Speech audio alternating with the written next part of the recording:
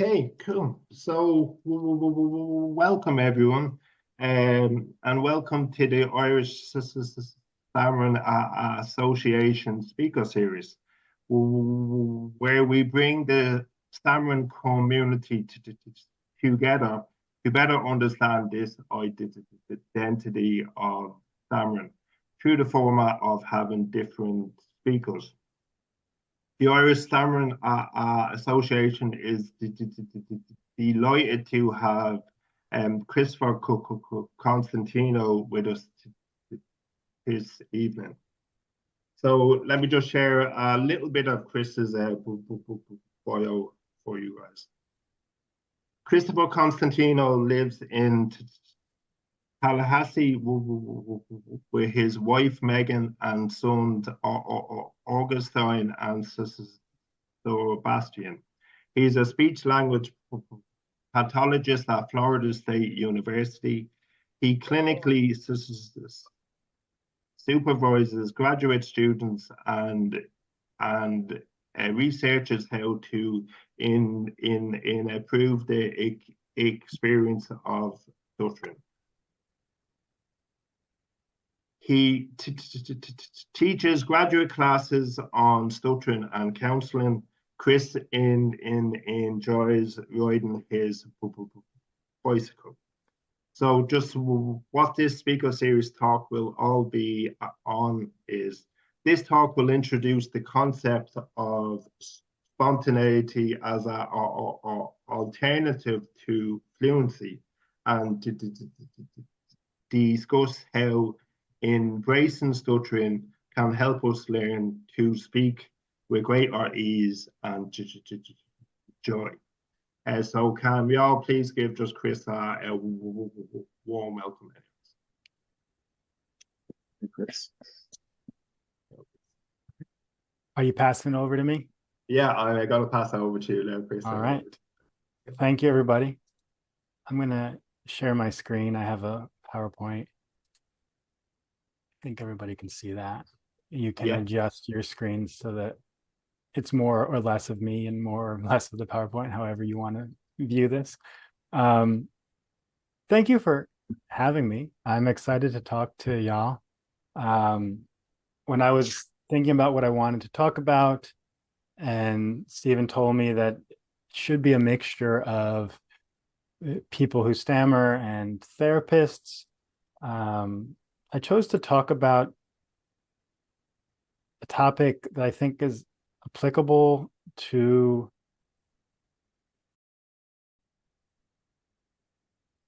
just a broad general view of like how we all think about our stuttering. That these are the principles that guide my therapy, but I also think they guide how I live my life as a stutterer. And so hopefully this is relevant to everybody in the room.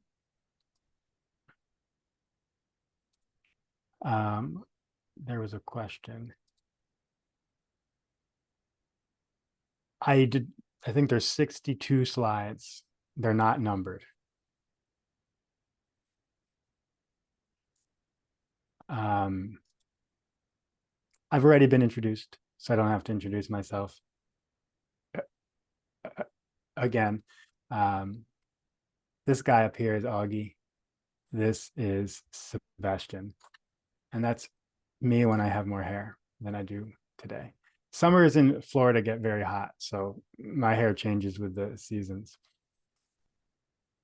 So I want to start by, I know this is basic for everybody here, but I think it's important for the way this discussion is going to go as we meander through this talk.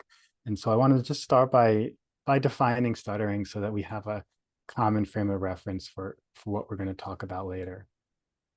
So I want to define stuttering as a feeling rather than as a sound. Right? That stuttering is an involuntary feeling of losing control or being stuck. Right? So it's something that we feel. And when we react to it, the person we're speaking to might hear something, right? But you can stutter without making a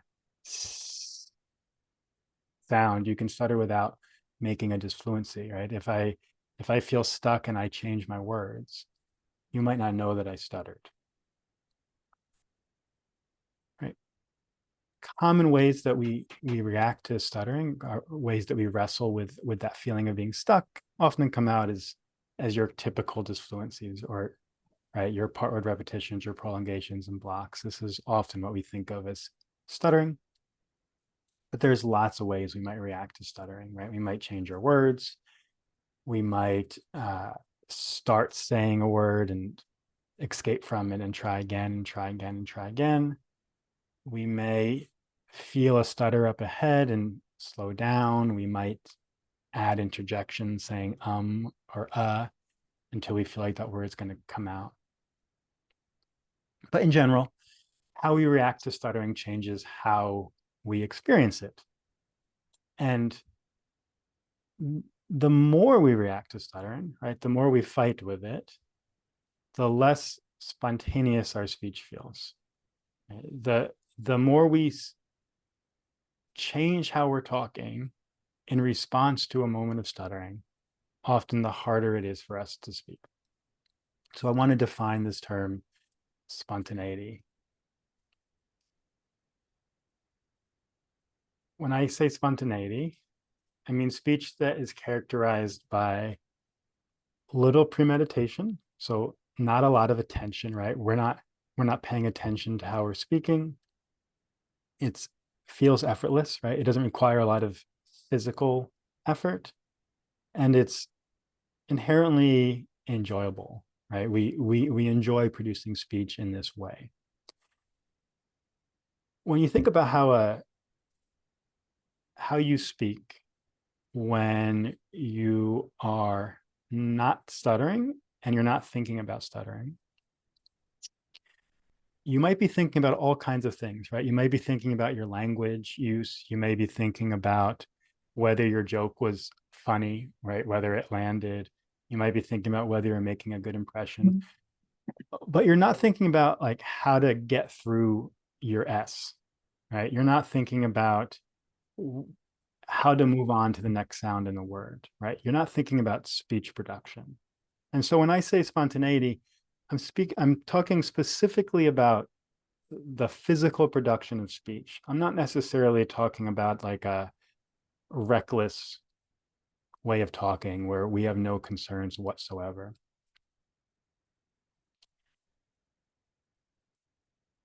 And using this concept, I think we can articulate different categories of speaking, different experiences of speaking, right? Speech that is fluent without effort, right? The speech of typically fluent speakers, and our speech when we're simply not stuttering, you might call spontaneous fluency. Speech that is sounding fluent, but is requiring a great deal of effort on our part, we might call effortful fluency. So this might be speech where we're using techniques to be fluent, right? Fluency shaping. This might be speech where we're hiding stuttering, right? We're changing our words. We're carefully planning ahead and dodging moments of stuttering.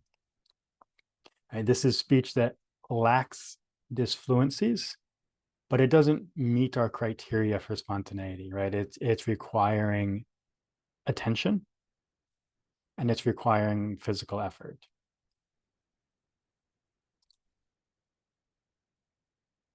Now, you may have the experience of stuttering where you are stuck, right? You cannot move past this moment, right? You have a complete loss of control.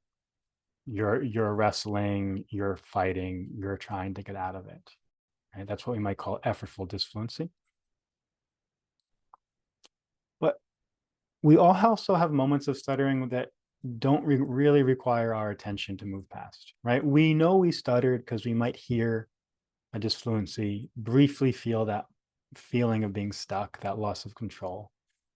But our attention is never demanded to get unstuck, right? These are typically what some people might call easy stutters or shorter stutters. the distinction I make between effortful disfluency and spontaneous disfluency is effortful disfluency demands our attention, right? It's like we've fallen down and we need to get back up. Spontaneous disfluency allows us to keep talking without distracting us, without grabbing us. And if we plot these out on a Cartesian plane, right, we could put fluency on the x-axis and spontaneity on the y-axis. You can see how we can have these 4 categories of speaking experience, right? Where you have typical fluency in the spontaneous fluency range. You might have fluency shaped speech or avoidance in this effortful fluency range. Stuttering that doesn't require us to think about it over here in the spontaneous disfluency, and stuttering that demands our attention, that we're reacting to greatly down here.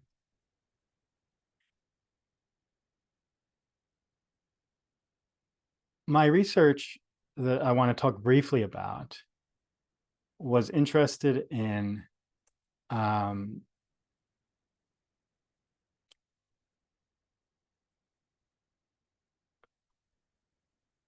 what's important in the experience of speaking, right? What is it that makes speaking enjoyable for people? What is it that lowers the negative impact of stuttering?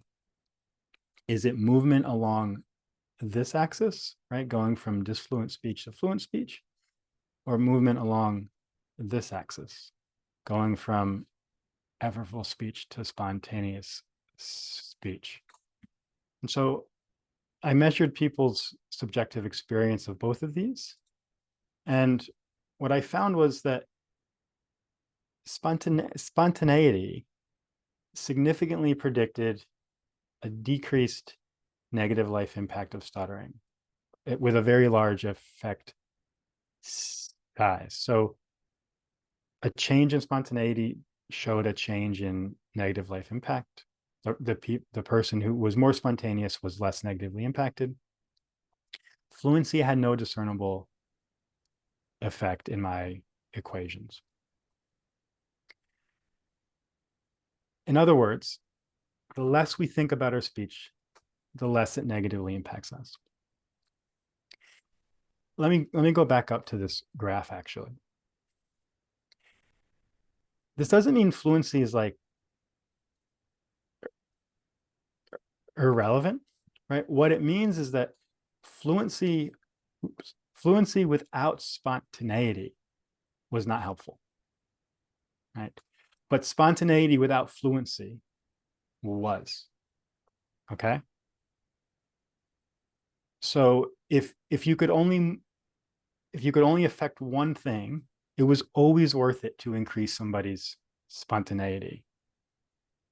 Fluency only mattered if the person was also spontaneous, right?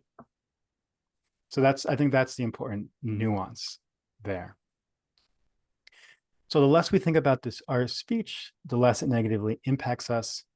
Therapy should therefore prioritize decreasing speech effort, decreasing attention on speech. And again, fluency is fine. I'm not against fluency, right? But fluency gained at the expense of spontaneity, right? So using techniques that you have to think about all the time or monitoring your speech all the time did not seem to be improving people's lives very much.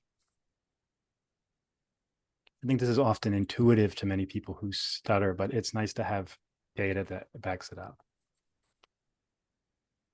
So I want to return to this definition we had earlier, that stuttering is a feeling to which we react. And I want to propose that when we feel that feeling of being stuck, that there are 2 directions we can move in our reactions. We can move away from that feeling, or we can move towards that feeling. Okay. I call movement away from that feeling a stutterphobic reaction. And I call movement towards that feeling a stutterphilic reaction. So a stutterphobic reaction is the way somebody might stutter if they did not want to stutter, right? This is a devaluing of stuttering. It's a positioning of it as undesirable, right? It's how you might stutter if you hated, disliked, or feared stuttering. These often, when we react stutterphobically, we add behaviors to our speech that we probably would not use had we not stuttered, right? So we might add interjections, like, we might start our sentences over, we might change words, right? We're making our speech more complicated. So these are attempts to avoid, postpone, escape from, or control a feeling. It might be the feeling of loss of control that we've defined as stuttering, but it might be also a secondary feeling, right? We might not be avoiding the feeling of stuttering. We might be avoiding the reaction of our listener, right? The way their eyes get really big when we get stuck, right? Or a comment or a feeling of shame that comes with stuttering. But nonetheless, we're avoiding something. There's a consequence, right? That we don't want to deal with. So these are just some concrete examples so we can wrap our heads around this.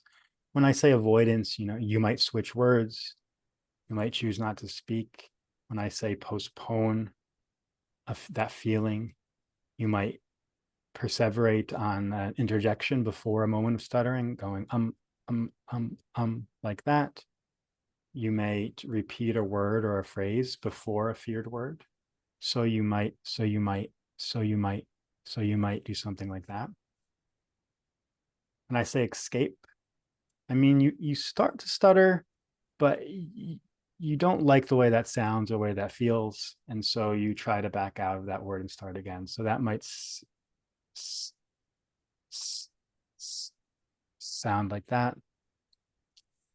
When I say control, I mean, sometimes I think we can be very judgmental of our stutters, right? We have criteria for how we're allowed to stutter and how we're not allowed to stutter. I know I could not tolerate the sound of my stuttering, right? And so if I was going to stutter, then it was going to be silent until that word came out, right? To hear myself stutter was intolerable, right? So that might sound like that, right? Where you don't let it out until you know that stutter's done, that stutter's over. In contrast to these types of reactions to that feeling, I have what I call stutterphilic reactions. So how we would stutter if we valued stuttering, or maybe if we wanted to stutter, right? It shows a love, a fondness, and attraction to stuttering. This involves moving into a moment of stuttering, right, without adding anything to the speech pattern that would not have been there had we not stuttered, right? We're simply allowing our stutters to happen. Stuttering on the sound of the word we're trying to say, staying in that stutter until it's over, and moving on, right? We're not escaping, we're not avoiding, we don't have conditions on how the stutter is allowed to sound. It just sounds however it's going to sound.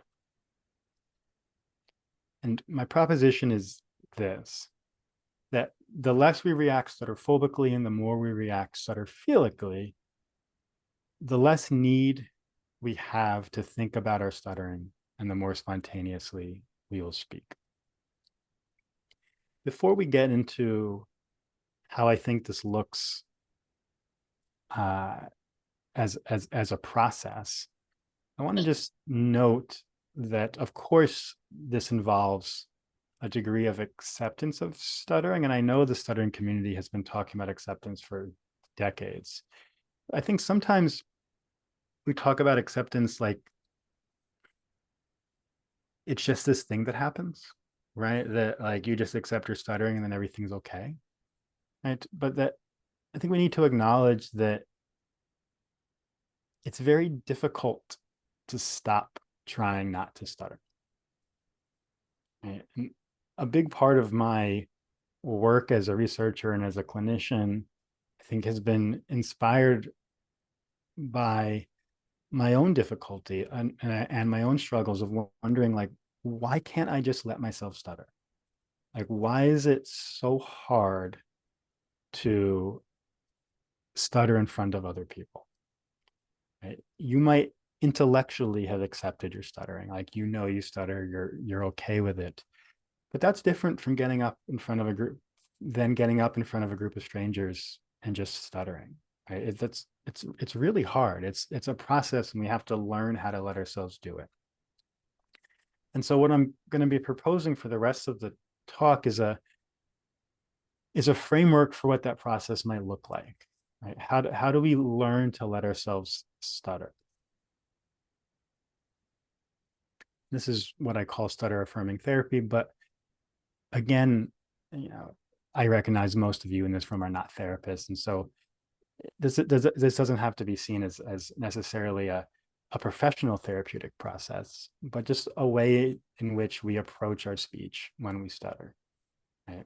And the idea here is that if we can condition our reactions to stuttering in ways that move towards and embrace stuttering, rather than in ways that move away from and reject it. So we're slowly replacing these stutterphobic reactions with more stutterphilic reactions.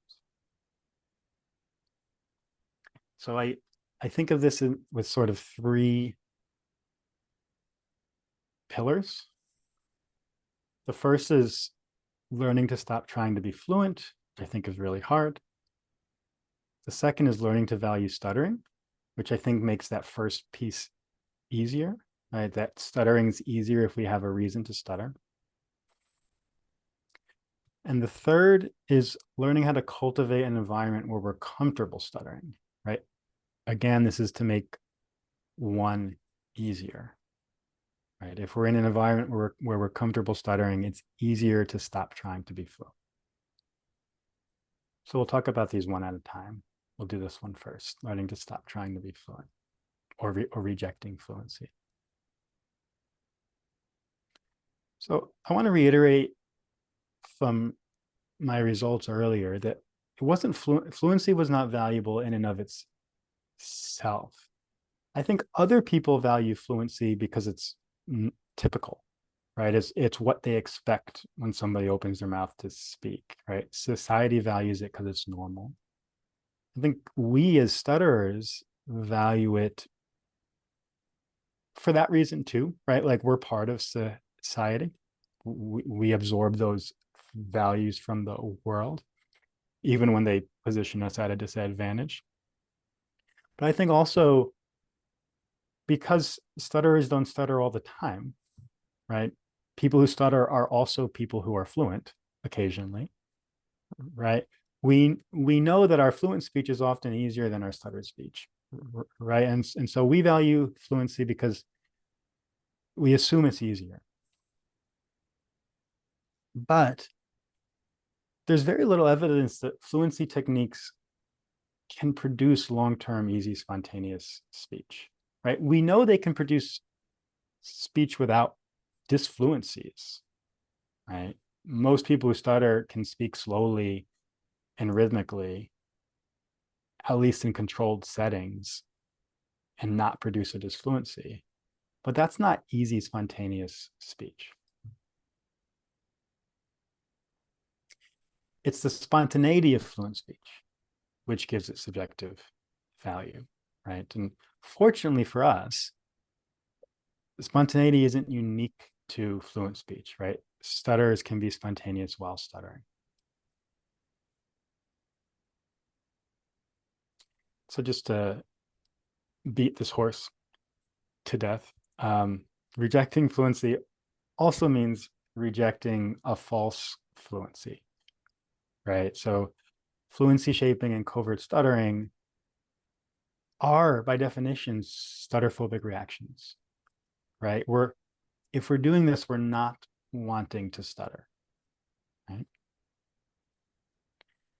The reason this is bad, the reason I think it's important to talk about this and make this point over and over, is that there's evidence that shows that increased concealment and decreased spontaneity both increase negative life impact. So when you look at measures like the overall assessment of the speaker's experience of stuttering, which is a negative life impact measure, people who conceal more, right, hide their stuttering more, people who think about speech more have worse scores on those measures, right? So if our goal is to decrease concealment and increase spontaneity, and I think these things work against that. So what does this process look like, right? I only really have 45 minutes to an hour to talk with y'all, so I'm not going to get into like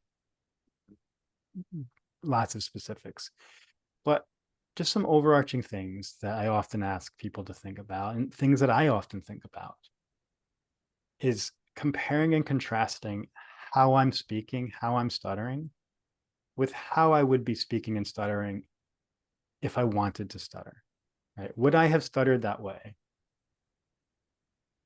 if I was desiring for that stutter to have happened? Or did I stutter like I really hated it?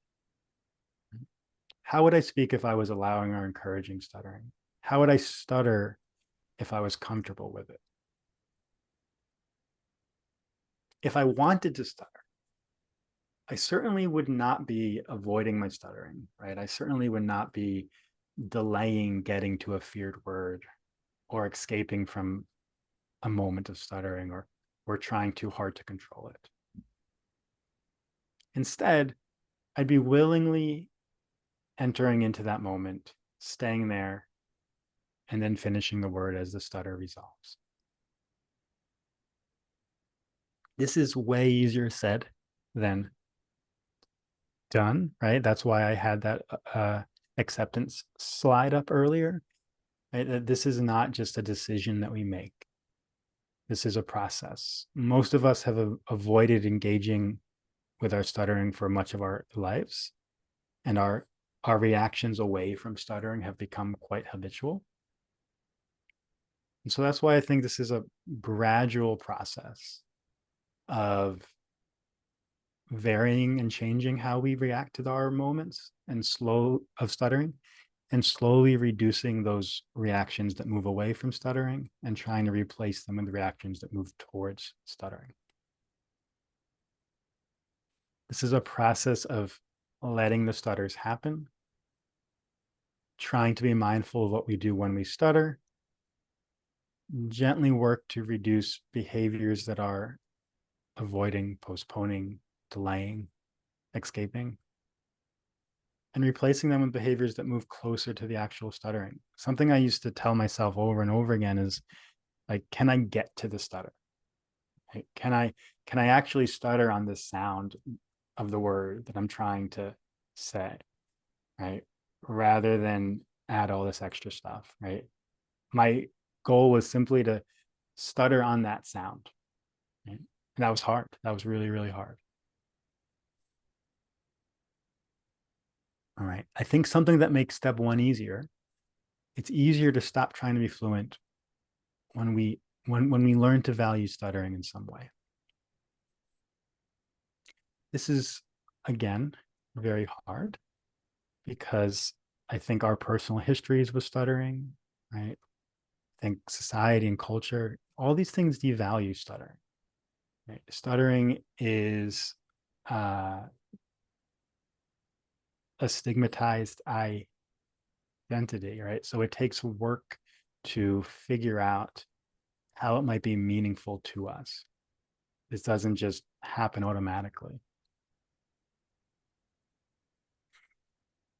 But it's worth it because letting ourselves stutter becomes easier if we have some narratives that give us reasons to stutter, right? And so I think as people who stutter, we need to figure out what these reasons are.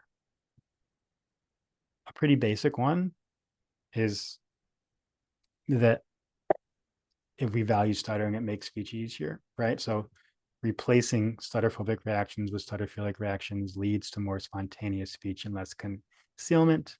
And we know from the research that that decreases negative life impact, but that's kind of an abstract valuing, right? Other people have said things like it makes their speech unique and unforgettable. Others have talked about the joy of feeling that moment, right? The unpredictability of it. I've written at length about the vulnerability of stuttering, that to be witnessed being stuck by somebody else, to be witnessed losing control is a very vulnerable thing, and it invites, I think,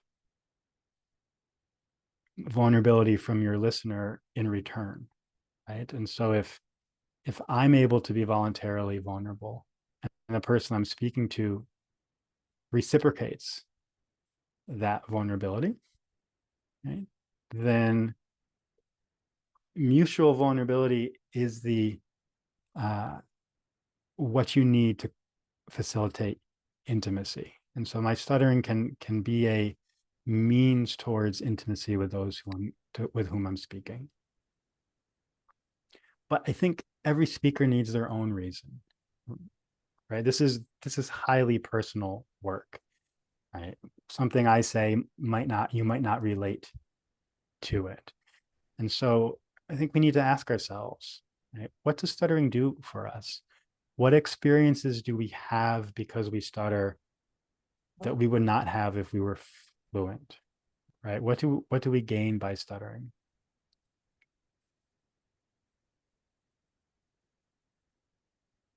I had a teenage client who told me that what he gains by stuttering is friends. And he explained this to me by saying that he started doing this thing that when he meets somebody new, he goes up to them and he stutters, obviously, right? He does some voluntary stuttering as he introduces himself. And then he says, something interesting about me is that I stutter. Tell me something interesting about you. Right? And so he does this because he says he hates making small talk. Right? And so this avoids conversation about the weather or a sports team and gets right into something interesting. And so he's been using this as a means of introducing himself to others. I'll share my own example. I think how love works is that to love somebody else in a concrete way, right? Not in an abstract way, like you love all of mankind, but to love somebody as an individual, you have to first know them as an individual. I think to know somebody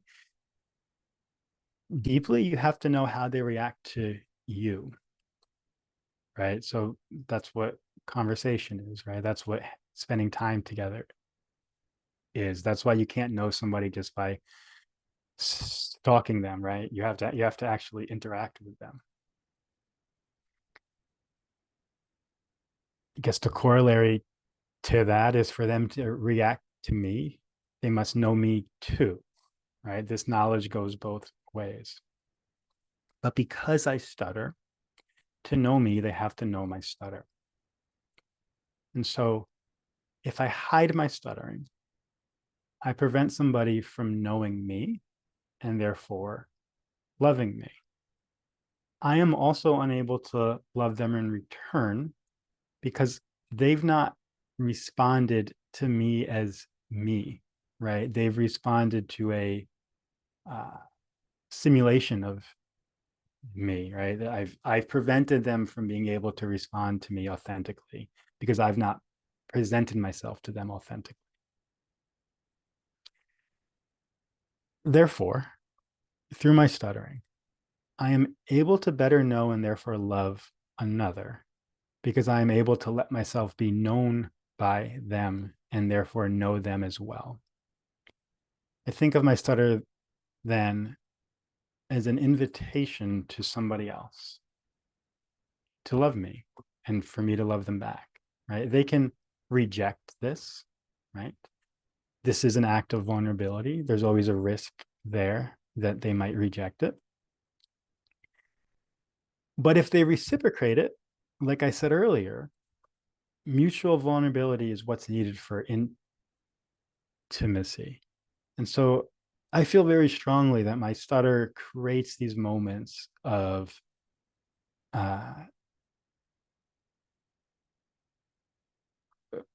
vulnerability that are invitations to the other people around me to engage in a deeper way with me.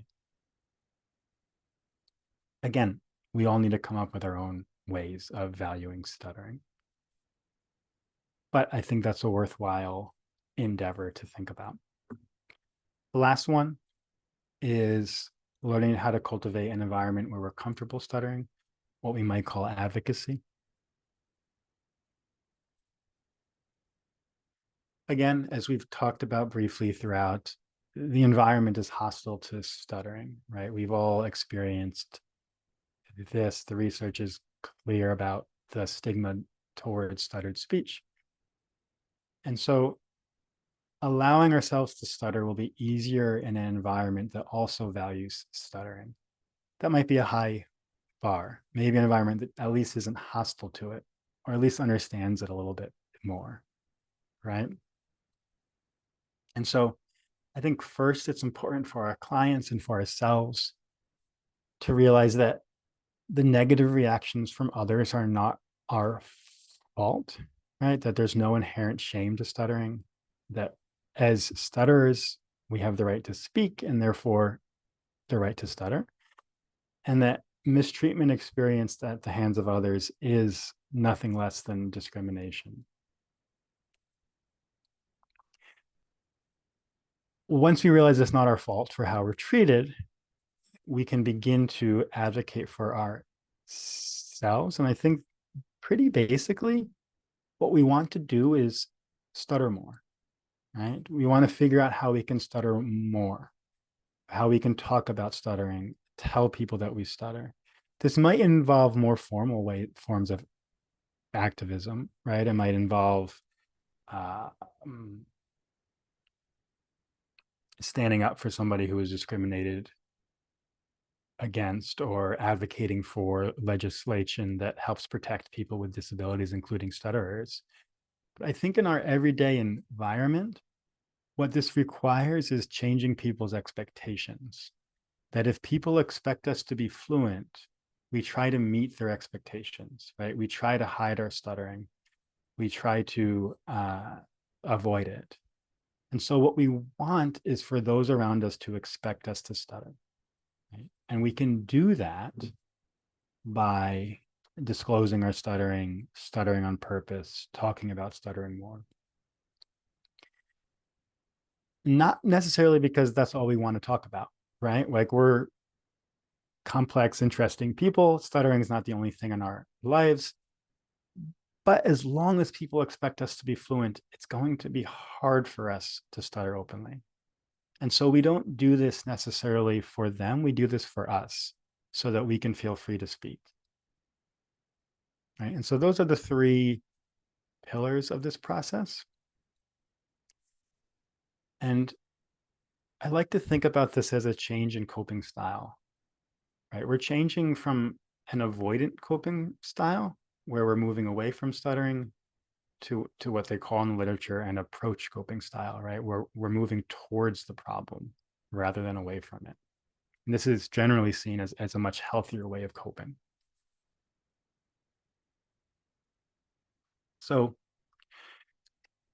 by rejecting fluency, right, that first pillar, by valuing stuttering, that second pillar, and advocating for ourselves, that third pillar, we can reduce our stutterphobic reactions and increase our stutterphilic reactions to stuttering. The idea here being that when we embrace our stutters, we wrestle with ourselves less and we value our voices more. This gives us the freedom to speak with less effort and less attention, and therefore with more spontaneity. And so for my last slide, I want to just show what I think the process, like what this journey looks like. I think traditionally in speech therapy, and I still think in a lot of our minds, the stuttering journey looks something like this, where we start with these effortful moments of stuttering where we get completely stuck and we wrestle with our speech. And there's this idea that if we can just produce fluency effortfully, right, maybe with a technique or maybe by just trying to use covert stuttering strategies, that eventually these techniques will become automatic and lead to spontaneous fluency. But the evidence for that is very slim, right? And as we've discussed, if you get stuck here, let me see if I can go backwards. If you get stuck here, that's not a good place to be, right? That this is you concealing stuttering. This is you not speaking fluent or spontaneously. And generally, we continue to experience negative life impact. And remember, movement over this axis in and of itself was not what was driving improved quality of life. It was movement over this axis. So if we just end up here, we've not made the important move, because this movement is not guaranteed. So instead, I think of the journey as moving from here to trying to allow ourselves to stutter more, right? And when we allow ourselves to stutter more, some of us might stay here. Some of us might move over here occasionally, right? We might have some more fluency, some more disfluency, right? I don't really know what that's going to look like, but we've made the important movement, right? We've moved from effortful speech to spontaneous speech, and that's what's driving improved quality of life. That's what's worth, I think, putting our time and effort into. And so, if nothing else, learning to let ourselves stutter is a means towards learning to enjoy talking more. And I think the reason we want to enjoy talking more is so we can commune more with other people, right? That's the root of communication, right? Is to be able to commune, love, and enjoy others. And so I think I've left time for questions. This is my email address if anybody wants to get a hold of me. These are the two studies that I mentioned. I'm happy to email them out to people if anybody wants to get a hold of me. I'm going to stop sharing. Cool, brilliant, Chris. That was a great presentation. Thank you very much. So yeah, so we have a few minutes left that maybe if anyone has any observations or any questions, then that we can ask. If it's okay, I'm just going to stop the recording now anyway. So.